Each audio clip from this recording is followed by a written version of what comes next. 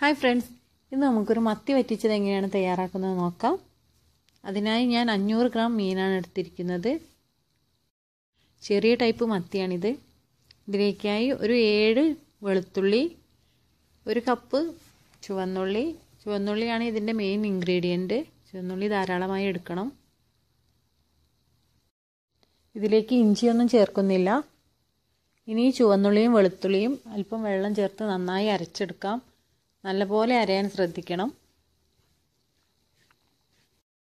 ഇനി വെളുത്തുള്ളിയും ചുവന്നുള്ളിയും അരച്ചത് തയ്യാറാക്കുന്ന പാത്രത്തിലേക്ക് മാറ്റാം. ഇതിലേക്ക് അല്പം വെള്ളം കൂടെ ചേർത്ത് ഒഴിക്കാം.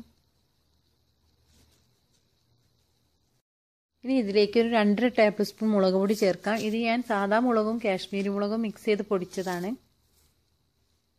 ഇനി ഒരു 8 പച്ചമുളക് നെടുകെ പിളർന്നത് ചേർക്കാം. ഇനി അല്പം കറിവേപ്പില ചേർക്കാം.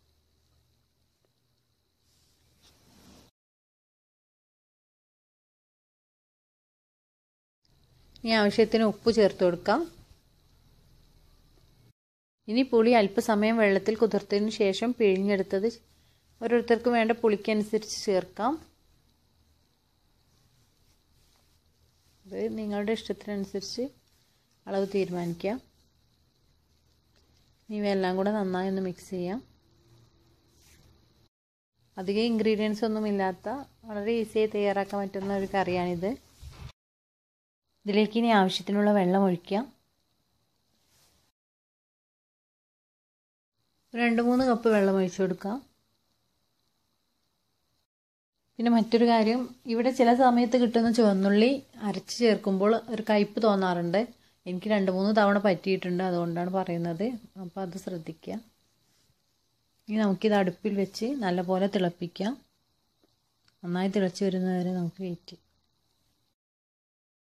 നല്ലപോലെ തിളയ്ക്കാൻ ശ്രദ്ധിക്കണം. കാരണം ഇതിൽ മുളക് പൊടിയൊന്നും വഴറ്റാതെ ചേർത്തതായതുകൊണ്ട് അതിൻ്റെ പച്ചക്കുത്തലുണ്ടാവും. അപ്പോൾ നന്നായി തിളച്ചെങ്കിലേ അതിൻ്റെ പച്ചക്കുത്തൽ മാറുകയുള്ളൂ. അതുകൊണ്ട് നല്ലപോലെ തിളക്കാൻ ശ്രദ്ധിക്കുക. ഇപ്പോൾ ഇത് നന്നായി തിളച്ചിട്ടുണ്ട്. ഇനി ഇതിലേക്ക് മീൻ ചേർത്ത് കൊടുക്കാം. വലിയ മീനാണെങ്കിൽ കട്ട് ചെയ്ത് ചേർക്കുന്നതായിരിക്കും നല്ലത്. ഇനി ചെറിയ തീയിൽ മൂടി വെച്ച് വേവിക്കാം. വിറകടുപ്പിലാണ് ചെയ്യുന്നതെങ്കിൽ ആദ്യം നന്നായി തിളക്കുന്നത് വരെ തീ കത്തിച്ച് അതിനുശേഷം കനലിൽ വെക്കുന്നതായിരിക്കും നല്ലത്. വിറകടുപ്പിൽ വെക്കുന്നതിന് പ്രത്യേക ടേസ്റ്റാണ്. കറിയിലൊക്കെ എരിവും പുളിയും ഉപ്പുമൊക്കെ ചേർക്കുമ്പോൾ ആദ്യം തന്നെ ഒരുപാട് ചേർക്കരുത്. ഇതിപ്പോൾ ഞാൻ കറക്റ്റ് അളവാണ് പറഞ്ഞിരിക്കുന്നത്, അതുകൊണ്ട് ഇങ്ങനെ ചെയ്യാം. അല്ലെങ്കിൽ നിങ്ങളൊരു ഏകദേശ കണക്കിനാണ് ചെയ്യുന്നതെങ്കിൽ ആദ്യം കുറച്ച് ചേർത്ത് പിന്നെ ഒന്ന് തിളച്ചതിന് ശേഷം നോക്കിയിട്ട് ചേർക്കുന്നതായിരിക്കും നല്ലത്. അതുപോലെ കറിയിലെ വെള്ളമൊക്കെ വറ്റി വരുമ്പോൾ കൂടിപ്പോകാൻ സാധ്യതയുണ്ട്. കൂടിപ്പോയാൽ പിന്നെ ഒരു നിവൃത്തിയുമില്ല. കുറഞ്ഞാൽ നമുക്ക് വീണ്ടും ചേർത്ത് കൊടുക്കാവുന്നതാണ്. അത് ശ്രദ്ധിക്കുക. പിന്നെ ഇതിന് സ്പൂണിട്ടൊന്നും ഇളക്കരുത്. ഇടയ്ക്കിടെ ഇതുപോലെ ഒന്ന് ചുറ്റിച്ചു കൊടുത്താൽ മതി. ഇടയ്ക്കിടെ ചുറ്റിച്ചു കൊടുക്കണം, അല്ലെങ്കിൽ അടിയിൽ പിടിക്കും. ഇനി ഇത് വെന്ത് പാകത്തിന് ഗ്രേവിയൊക്കെ വറ്റുന്നവരെ നമുക്ക് വെയിറ്റ് ചെയ്യാം.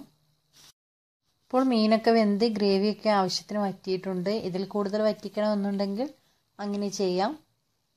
ഇതിലേക്ക് അല്പം കറിവേപ്പില ചേർക്കാം.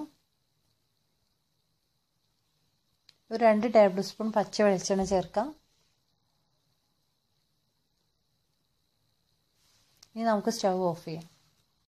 നമ്മൾ കറിയിലൊക്കെ വറവിടുകയോ അല്ലെങ്കിൽ ഇതുപോലെ പച്ചവെളിച്ചെണ്ണയും കറിവേപ്പിലയും ഒക്കെ ഒഴിക്കുകയോ ചെയ്യുകയാണെങ്കിൽ അതിന് ശേഷം ഒരു 4-5 മിനിറ്റ് കറി മൂടി വെക്കണം. അപ്പോൾ അതിൻ്റെ ഫ്ലേവറൊക്കെ കറിയിൽ നന്നായി കിട്ടും. അപ്പോൾ എല്ലാവരും ട്രൈ ചെയ്ത് നോക്കുക. താങ്ക്